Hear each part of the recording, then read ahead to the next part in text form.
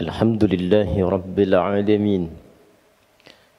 الحمد لله الذي فرض الجمعة للمؤمنين لنكون من الذاكرين، والصلاة والسلام على رسول الله الذي أرسل رحمة للعالمين، نبينا وسيدنا محمد وعلى آله وصحبه وذرياته وأمته إلى يوم الدين.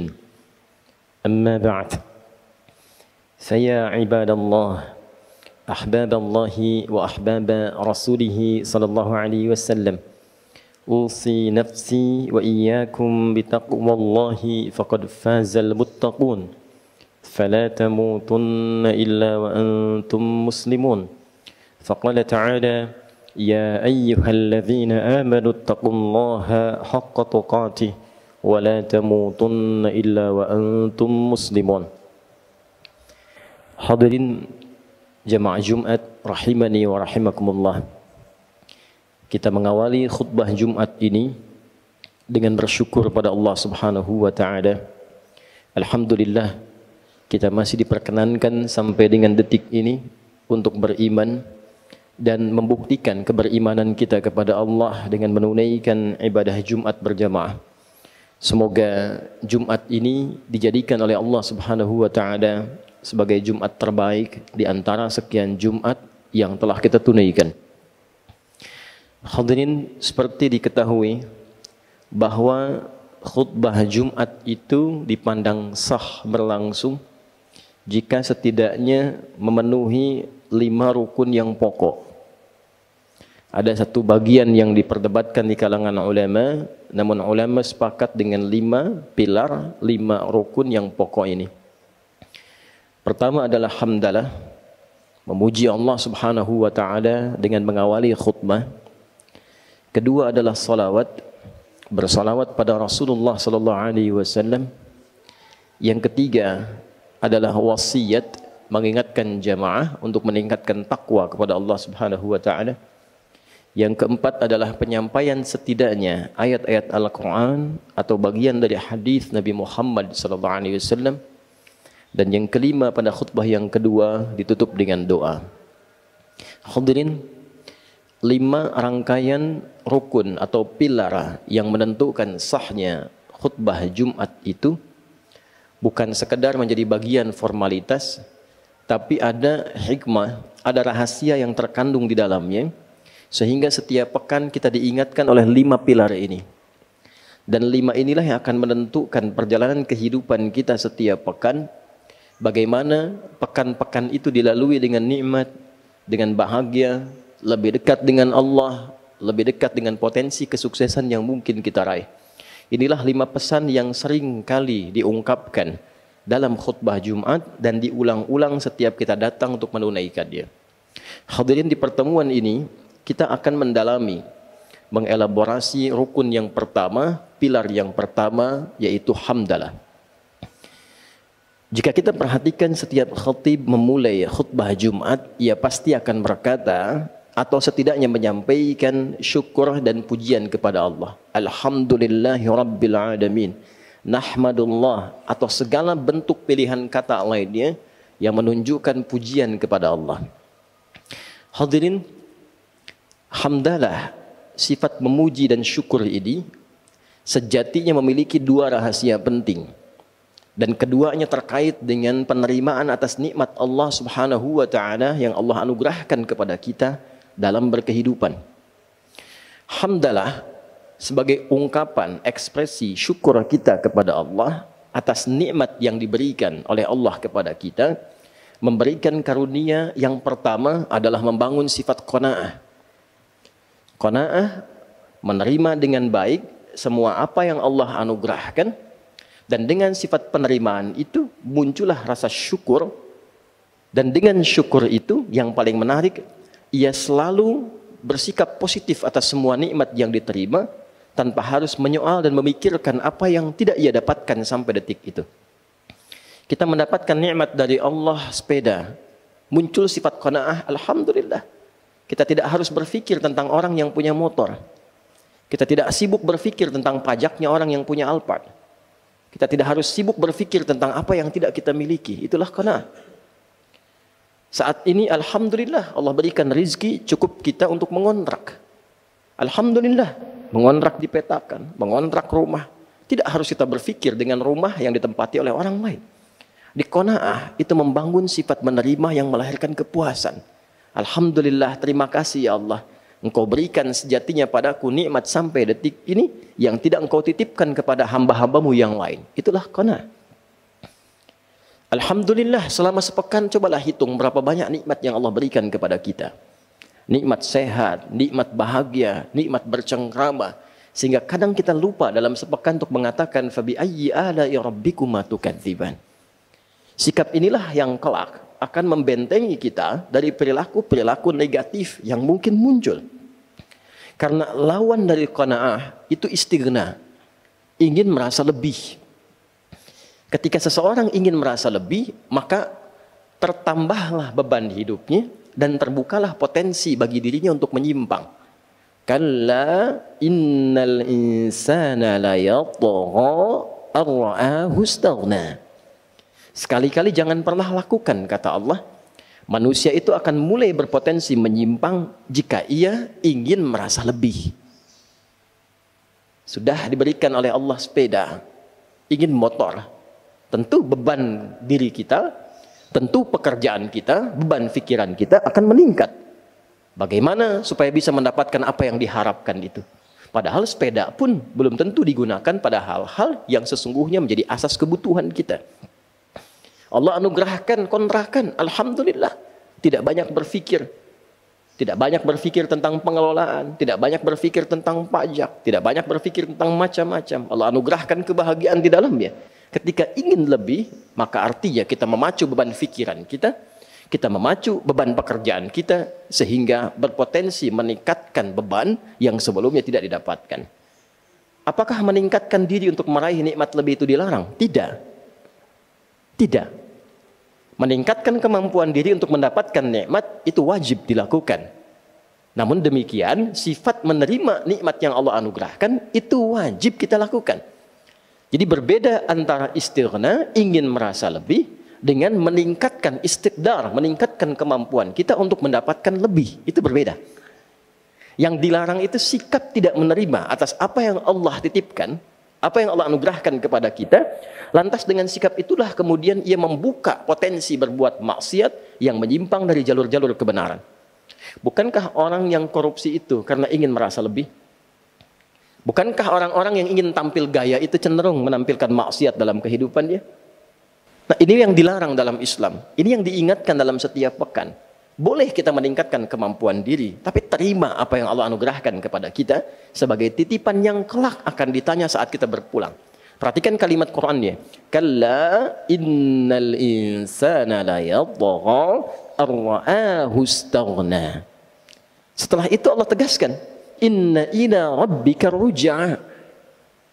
Engkau berharap ingin menambah-nambah di luar batas penerimaan yang aku anugerahkan, lantas memicu kerja keras pada dirimu, berpikir, tidur sulit, banyak sakitnya. Padahal engkau merasa satu saat kau pasti akan pulang. Kau pasti akan meninggal. Silahkan tingkatkan kemampuan dirimu, bersamaan dengan itu terima nikmat yang aku anugerahkan kepadamu. Qanaah kita hadirkan dalam saat yang bersamaan istiqdar, memompak kemampuan kita lebih untuk mendapatkan anugerah yang Allah bentangkan. Itu yang kemudian kita tampilkan dalam berkehidupan.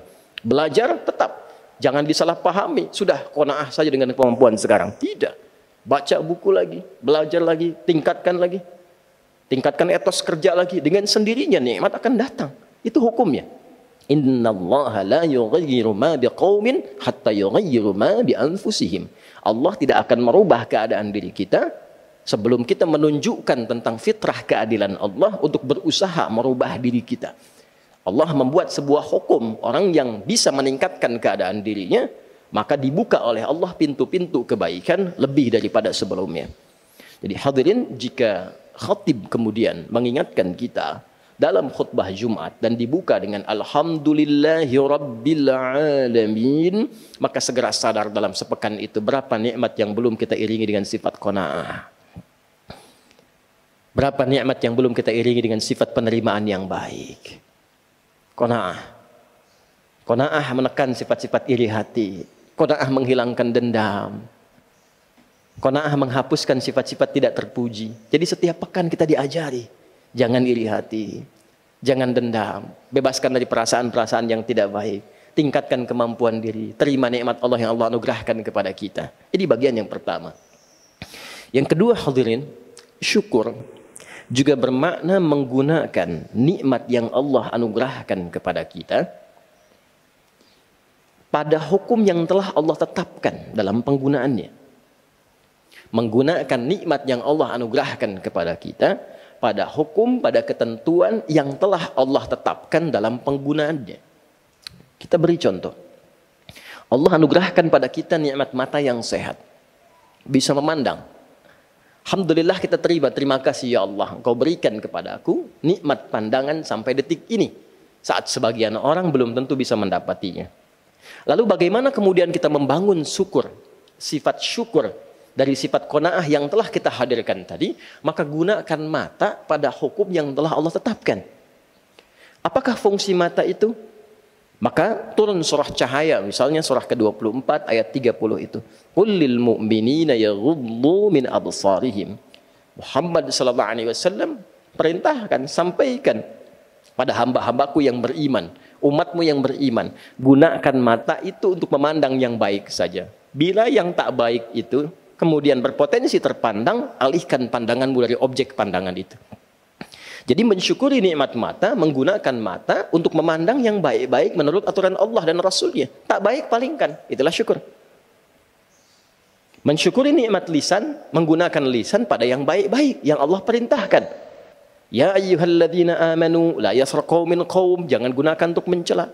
La yaghtab ba'dukum ba'dha, jangan gunakan untuk saling memaki, saling mengumpat, saling gibah.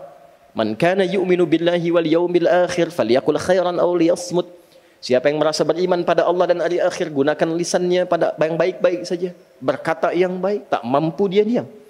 Itulah mensyukuri nikmat lisan sampai ke ujung kaki. Jadi kita jangan bicara dulu mensyukuri nikmat sepeda, nikmat motor, nikmat pakaian, nikmat harta. Ini dari ujung kepala sampai ujung kaki selama sepekan ini sudah disyukuri atau belum? Jangan-jangan datang Jumatan lisannya baru digunakan untuk mencaci orang lain. Datang Jumatan telinganya baru digunakan untuk mendengar perbuatan maksiat. Datang Jumatan fikirannya malah menerawang. Bahkan dalam saat khutbah Jumat digunakan pada hal-hal yang berbau maksiat. Itu belum syukur namanya. Karena itulah ketika khatib mengatakan alhamdulillahi rabbil alamin. Ingat semua nikmat yang Allah anugerahkan pada kita. Nikmat kesehatan, udara, keluarga dan seterusnya. Lalu setelah itu gunakan semua nikmat ini dan evaluasi pada semua ketentuan yang Allah tetapkan.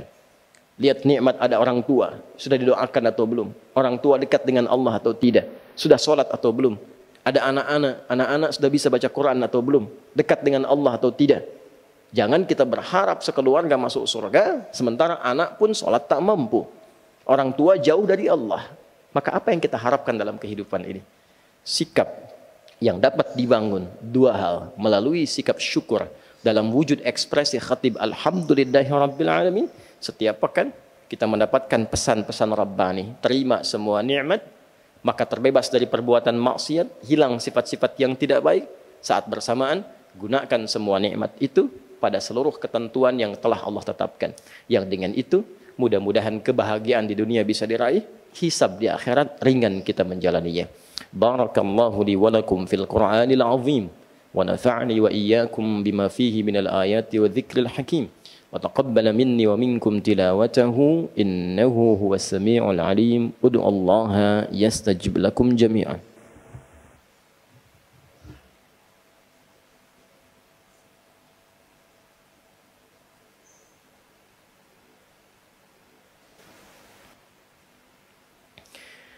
الحمد لله والصلاة والسلام على رسول الله وعلى آله وصحبه ومن والاه وبعد. فيا عباد الله أوصي نفسي وإياكم بتقوى الله فقد فاز المتقون فلا تموتن إلا وأنتم مسلمون. فقال تعالى يا أيها الذين آمنوا اتقوا الله حق تقاته wa la tamutunna illa wa antum muslimun. Hadirin, sebelum kita berdoa pada Allah Subhanahu wa taala, perkenankan khatib mengingatkan dengan singkat bahwa dari 5 pilar rukun khutbah yang disampaikan oleh khatib, hamdalah memberikan 2 pesan utama. 1, membangun sifat qanaah, menerima nikmat yang Allah berikan kepada kita agar kita mampu menjaga diri selalu dalam kebaikan. Tidak perlu iri hati dengan jabatan orang lain. Tidak perlu iri hati dengan hadiah yang mungkin orang lain terima.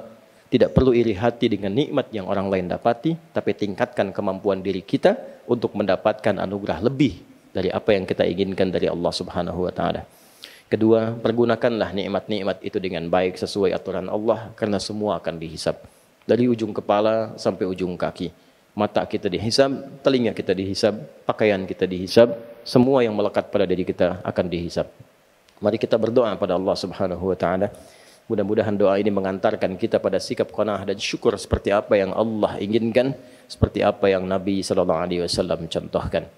Alhamdulillahi rabbil alamin, hamdan syakirin, hamdan na'imin, hamdan yuwafi ni'amahu wa yukafi mazidah.